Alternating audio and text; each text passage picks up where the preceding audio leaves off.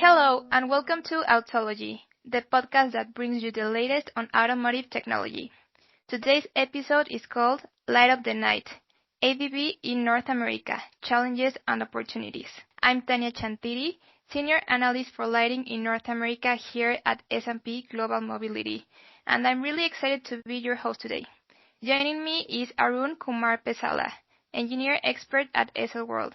Hi Arun, and thank you for joining Autology. Hi, Tanya. Thank you for having me. Thank you, Arun. So, Arun and I met a couple of months ago at a lighting event, and we were talking about the latest technologies, challenges in the auto industry and in North America, and we both decided that we wanted to share with the rest of the lighting community the importance of ADB, especially because in North America, it's a bit different, so we wanted to compare to the rest of the world and show you the latest on this technology.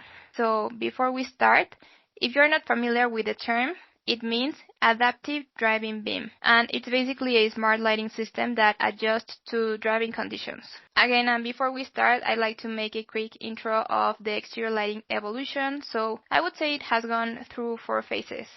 It all started with the halogen headlamps, which then became xenon lamps, and these at the beginning were very expensive. After that, we saw a quick rise and fall of HID lamps because they were replaced by LEDs, which are the go-to technology nowadays.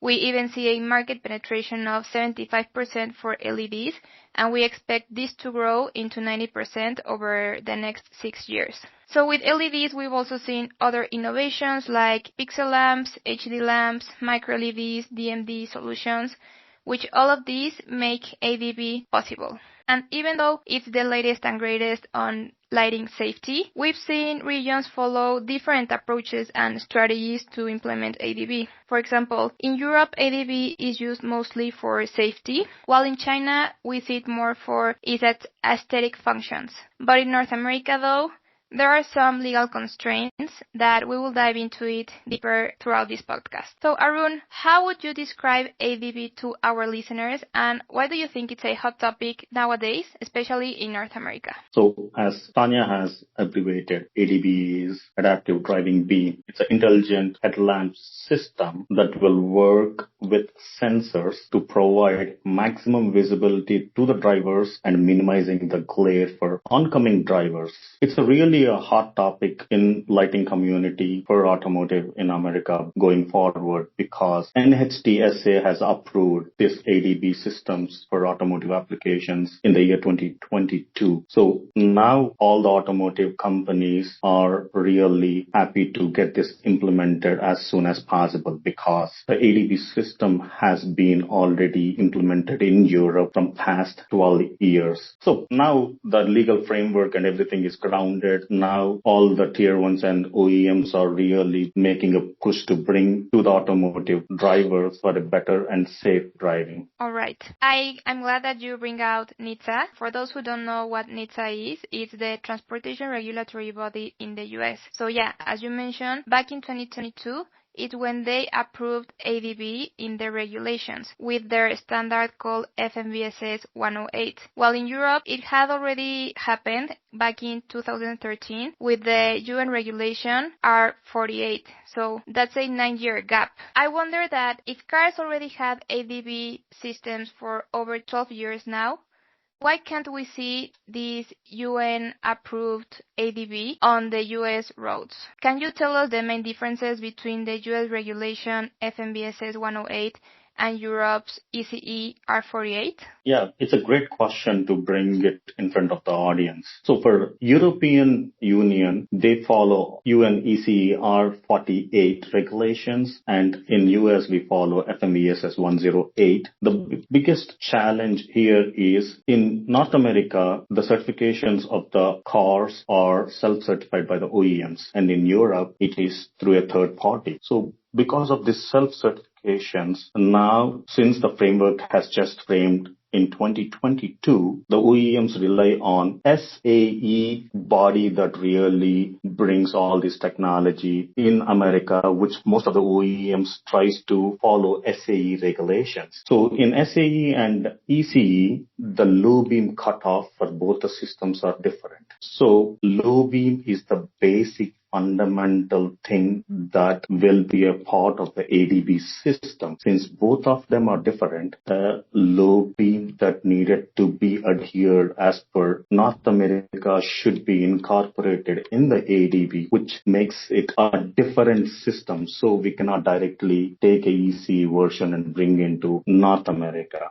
And I believe there is also a difference in testing procedures between both regulations. I think FMVSS requires two types of tests, so the in-lab and the test track that simulates traffic scenarios. Well, I think ECE only requires a static test and documentation, so could you please elaborate more on those differences and the challenges for OEMs? Yeah, because SAE is self-certification and ECE is certification by a third party. So ECE go by a rule. So European Union, all the governing bodies come under one umbrella and they make a framework, and this framework is need to be strictly followed. In SAE, since it is self-certified, so we need to use a lot of own procedures that we develop for that particular OEM to adhere to make the system more robust enough where the test tracks and all others are really good and outbeat the SAE standards. I see. Okay. And even though with all of those restrictions and constraints, we now see on the road two OEMs that have already passed these ADB, which are the Teslas and Rivians. Tesla updated over the year their Model Y and Model 3 this year, and Rivian added ADB into their second generation of R1S and R1T. But even though the regulations, yes, are different, we also see a difference between both ADB systems, right? If we compare these Model Y, Model 3, R1S, R1T ADBs to, for example, cars that we were talking about before, that the regulations for the rest of the world, I bet, are based on the UNECE regulations, the systems are very different. So Rivian headlamps, I believe, have 35 LEDs each, and Teslas have around 16. But if we go into European cars, we see more advanced technologies with higher pixel segments. For example, we have Mercedes-Benz that uses their digital light with over 1 million pixels, or the Volvo EX90 or the Audi, which have the digital matrix that have over 1.3 million pixels. I mean, it's only fair also to point out that ADB started and was introduced by German OEMs, so they've had longer time to improve their technology and make it more complex. I would say also that these German OEMs have targeted very well their customers because they know that Europeans like to go to the road and drive long distances at night, so higher ADB means a higher safety for them. Now, if we go to the other side of the world and compare it to China, we see lower pixel segments preferred into this market. I believe this is because of different factors, but I think that China, compared to Europe, they rather travel by train for longer distances, and in their cities, like big cities like Shanghai, they already have well-lit roads. So they don't need as a complex system as in Europe. So seeing these two strategies, these two proposals, I would say that the US stands in the middle, where users both travel long distances at night, but the cities are also well lit. So why do you think we are seeing a simpler technology in North America? Why not 1 million pixels like we see in European cars? Yeah, it's another great question. So in North America, the ADB systems are just getting into the market. So now you need to look at the user perspective and the OEM planning and the marketability, all three of them in a straight line. So you need to make sure that user is more comfortable in how to operate while driving both high beam and low beam through the ADB system, which is a new experience that he need to learn. Second thing, this, as Tanya has mentioned in her first introduction, they need a lot of electronic sensors and all other things that needed to be packed. That is second thing. And the third thing is the cost implications towards planning and executions is a really key thing to be brought into the automotive. And I can proudly say that US will definitely catch very soon by 2030. And in fact, the study shows that just the ADB itself will be crossing 4 billion by 2030. And SL is already working with the partner OEMs to bring even multi-thousand pixels already, even though we are behind by 12 years for American market. So we are there. So it's just only the user adaptability and planning how the OEMs can bring the costing and all other things into the system is one of the critical points that we need to consider on the whole scope of implementing ADB in America. Arun, I think you are bringing up two great aspects, and I have two questions. The first one is, so do you think it's more of a user adaptability, so the end user knowing what is ADB and how to use it, or do you think it also comes into play that OEMs need to adapt to this technology as well? Because right now it's just been approved only in 2022. So the testing systems for automotive is really stringent. So I don't want to scare anybody. Just an example, when you're driving on a road with 70 miles per hour, even a small flicker can make accidents. And now imagine that this new technology, when you shut it down, so it's a catastrophe on the road. So we don't want to bring those things. We want to be tougher and also smooth enough to bring these technologies into the liveliness of user driving. So now imagine, so we need to give the user more comfort on bringing this transition of reducing the glare and fast driving adaptability to bring the comfort to his eyes. And the second thing, the cost, the sensors. And the third thing, now the rules and regulations. So SAE J3069 that we follow as the guiding principle for our lighting systems for ADB demands a very strict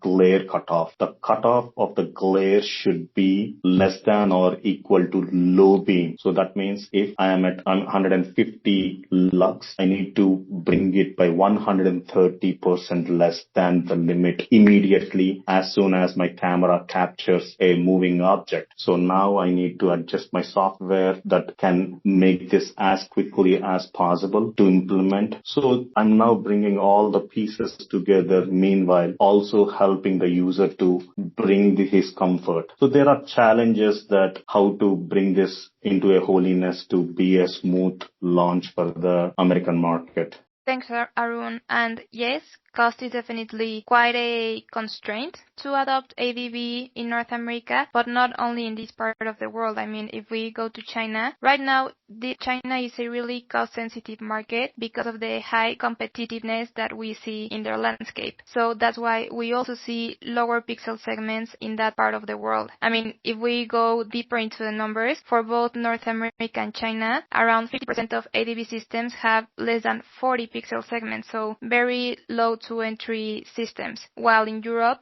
60% of ADB has over 41 pixels and even above 500, like the examples I mentioned before. So thank you for sharing other challenges that we are facing in the North American region. And you also mentioned the SAE standard. Talking with some people that are inside that organization, I know that they've sent comments to NHTSA trying to amend the regulation to be more similar to the ECE, just like other regions have adapted their regional regulations to be more like ECE. Do you think that regulation will change, even now that two OEMs, Tesla and Rivian, have their cars on the road with ADB? And my second question is, what can leaders like SL do to push these regulatory standards and improve innovation for safety? Yeah, it's an excellent question, and we love to see those changes. But unfortunately, since this is tied to the safety and the adaptability, we are so robust in implementation and testings on these lighting systems.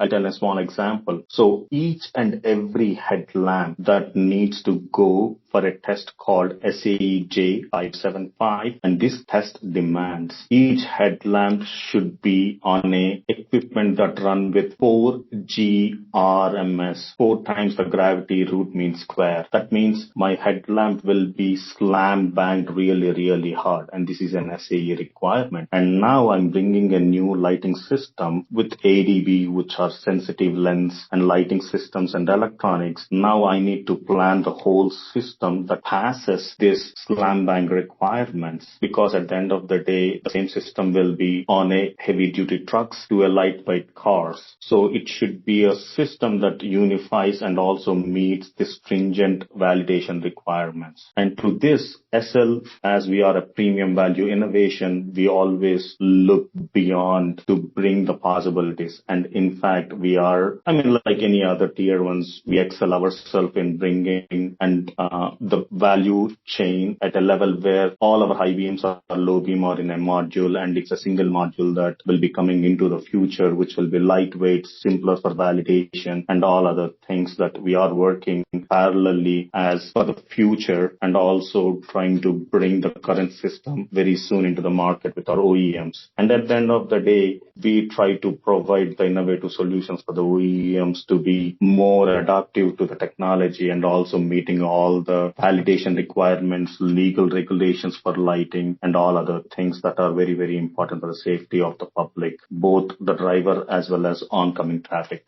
Thank you, Arun. And I have two other questions. So does SL already have ADB solutions that meet both US and EU specifications? And my second question is it easier or harder to pass FMVSS 108 with lower pixel segments?